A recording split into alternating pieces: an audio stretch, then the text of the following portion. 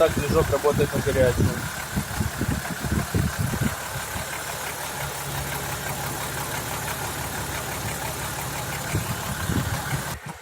Этот же звук снизу.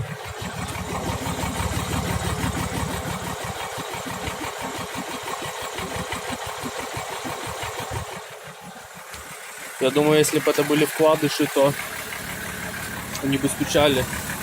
Он бы стучал во всех температурных режимах.